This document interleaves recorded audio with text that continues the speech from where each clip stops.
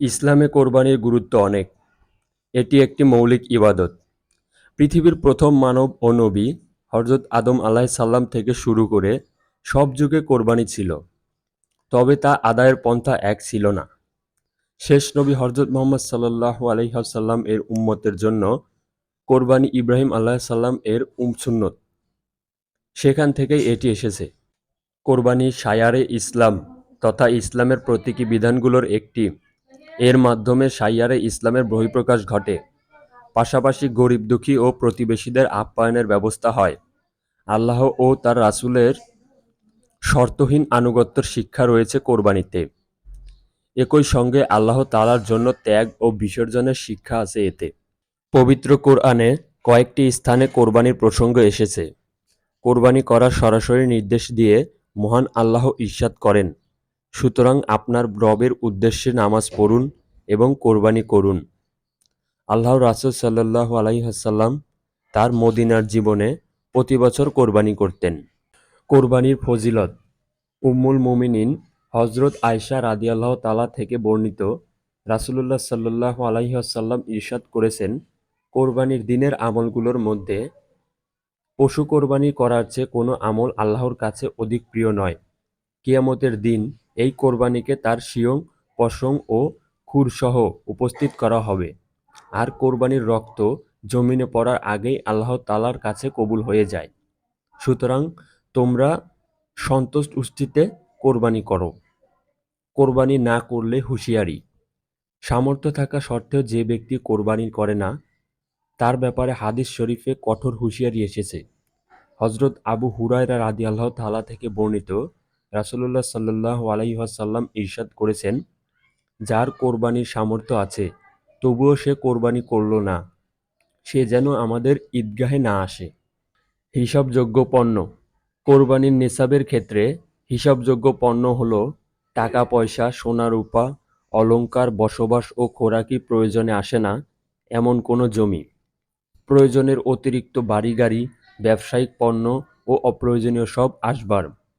আর নেসাবের পরিমাণ হল স্বর্ণের ক্ষেত্রে ৭.৫ ভরি, রূপার ক্ষেত্রে ৫২ ভরি এবং টাকা পয়সা ও অন্যান্য বস্তুর ক্ষেত্রে নিসাব হল এর মূল্য ৫২.৫ ভরি রূপার মূল্যের সমপরিমাণ হতে হবে।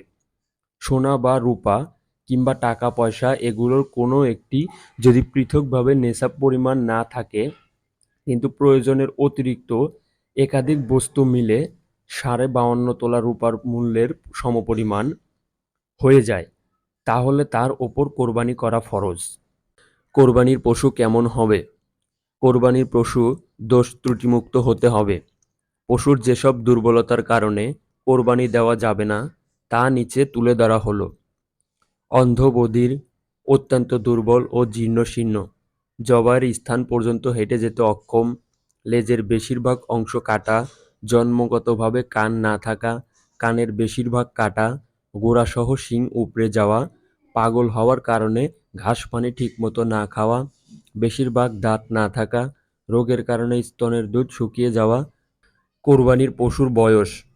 উট কমপক্ষে ৫ বছরের হতে হবে, গরু ও মহিষ কমপক্ষে ২ বছরের হতে হবে, আর ছাগল, ভেড়া ও দুম্বা কমপক্ষে ১ বছরের হতে হবে।